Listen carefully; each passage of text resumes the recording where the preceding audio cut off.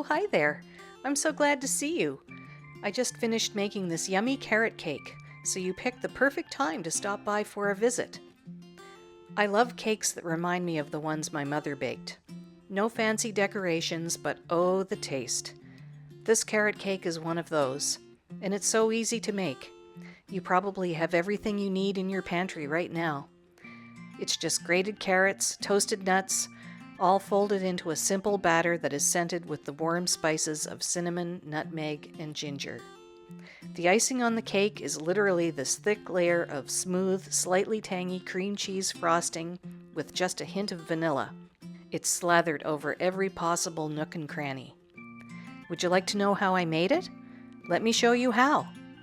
Start by preheating your oven to 300 degrees Fahrenheit or 150 Celsius, and then gather together your ingredients.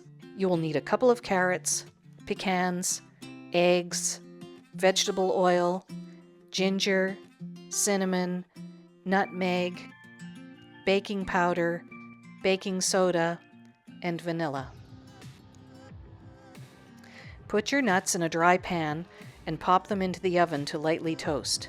This will only take a few minutes, so don't forget about them, says someone who has forgotten about them many times. Next, grate your carrots. You will need 2 firmly packed cups of grated carrot.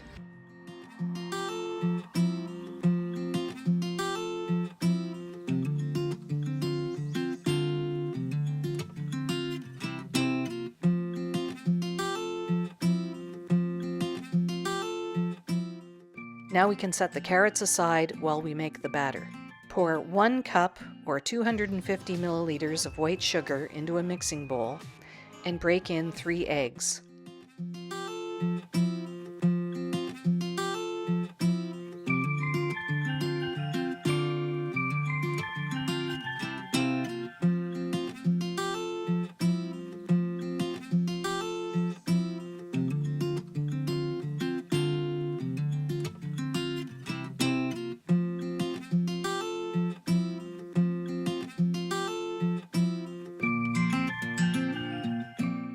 Then add the oil and vanilla and whisk again.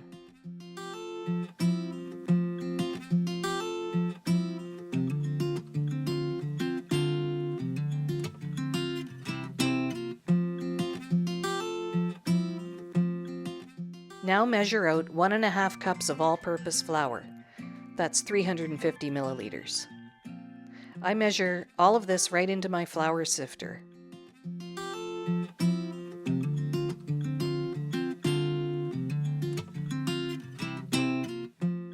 Add a teaspoon or 5 mils of baking soda, a teaspoon or 5 mils of baking powder,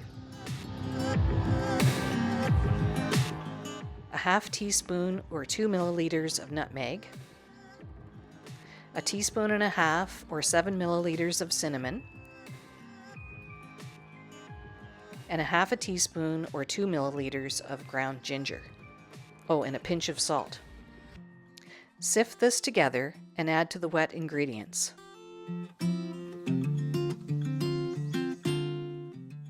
Fold the dry ingredients into the wet, first with a spatula, and then switch over to a whisk to get everything smooth. I should mention that you can do all of this with an electric mixer if you wish, but it's just as easy to quickly mix up this batter by hand. Fold in the grated carrots and the toasted nuts.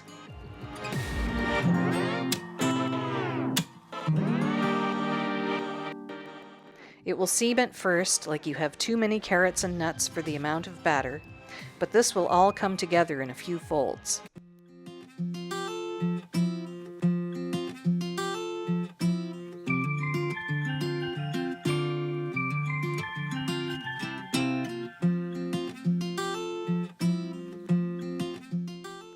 Now you can set the batter aside while you prepare 2 8-inch or 20 centimeter cake pans.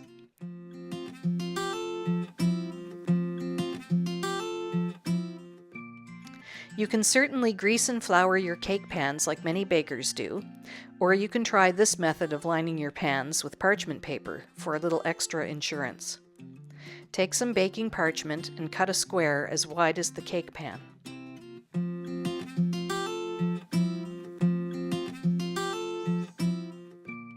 Save the paper scraps, we're going to use those later. Now fold the square in half and then in half again until you have a little cone shape.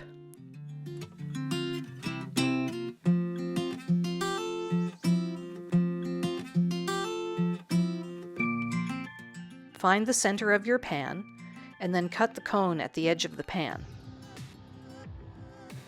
When you unfold the cone, you should have a paper circle that fits the bottom of the pan just about perfectly.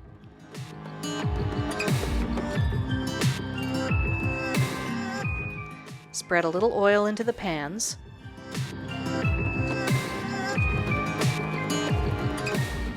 This will help the paper stay in place.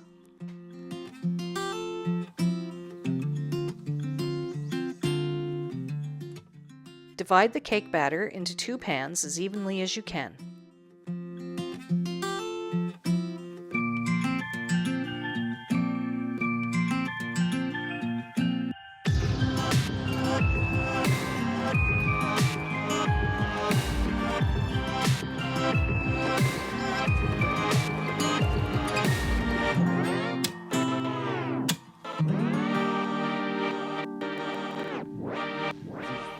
Tap the pan sharply on the counter to release any air bubbles, then slide the pans into the preheated oven to bake for about 30 to 35 minutes, or until a toothpick inserted into the center comes out clean.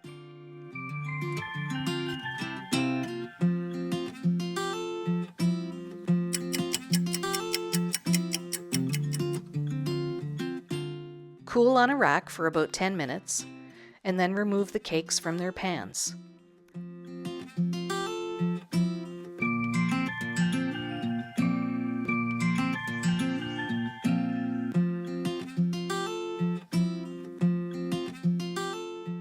Peel off the paper and then flip the cakes right side up to finish cooling completely.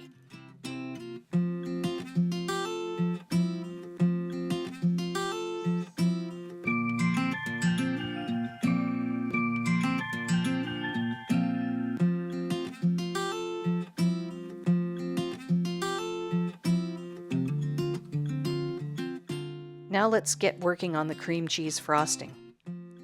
Although I do mix up the batter for this cake by hand, I pull out the heavy artillery to help me make the smoothest cream cheese frosting possible.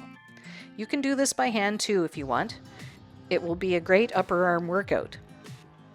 I'm going to take the easy route. Start by creaming 1/4 cup of butter, that's about 50 milliliters, and then add in a 250 gram block of room temperature cream cheese, bit by bit. Beat the butter and the cream cheese together at medium speed until well combined, scraping down the bowl at least once.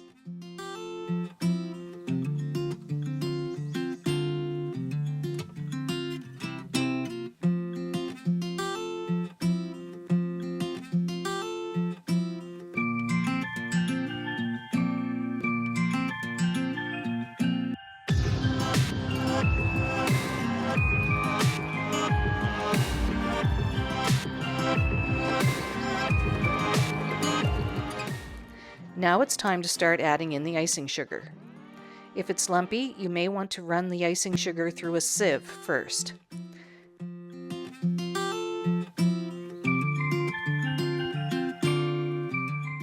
Beat this in. You will notice that the first addition of icing sugar will produce a rather runny frosting.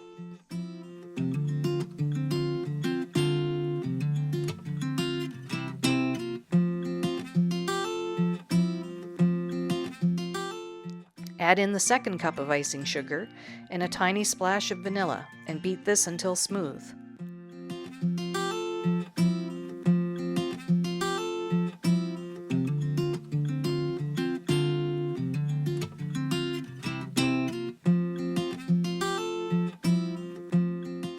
Now check the consistency of the frosting again. If it's still a bit too loose for your liking, like mine is here, beat in another 1/2 cup or so of icing sugar.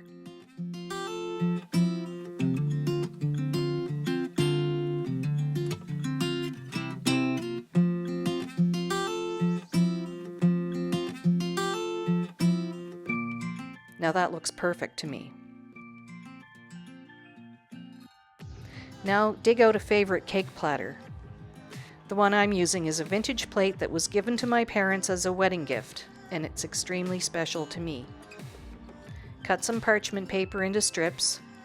See why I had you save those little scraps from earlier? Place the strips on your cake platter, and then place the first layer of cake on top of the strips. This is going to help keep your platter clean while you frost the cake. I like to place the first cake layer on the plate with the flat bottom side up.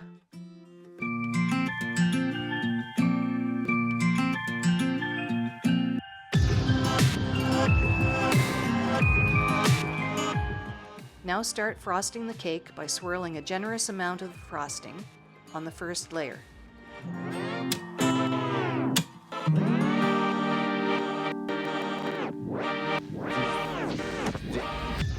Top with the second layer of cake and slather the top and sides of the cake with more frosting.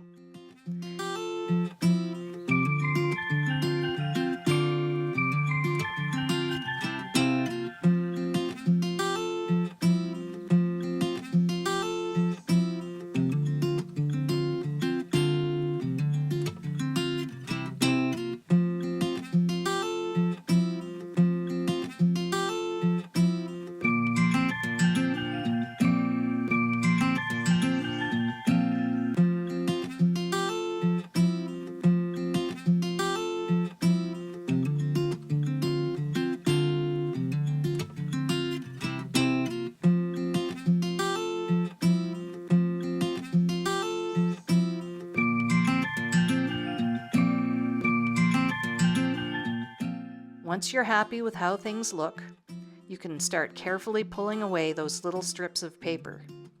See how easy that is? No more wiping and swiping away stray smears of frosting from your pretty cake plate.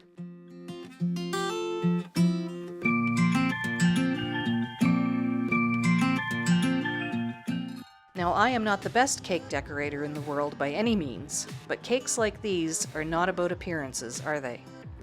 It's all about the homey, made with love look and taste that hits all the right spots. It takes you back with the very first bite, just like getting a big hug from Mom.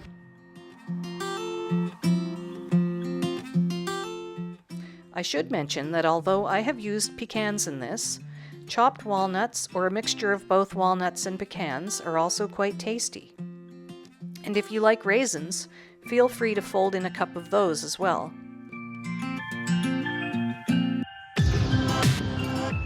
This carrot cake is a perfect anytime dessert when you're feeling like having a sweet treat, but it's also a wonderful birthday cake or special occasion cake.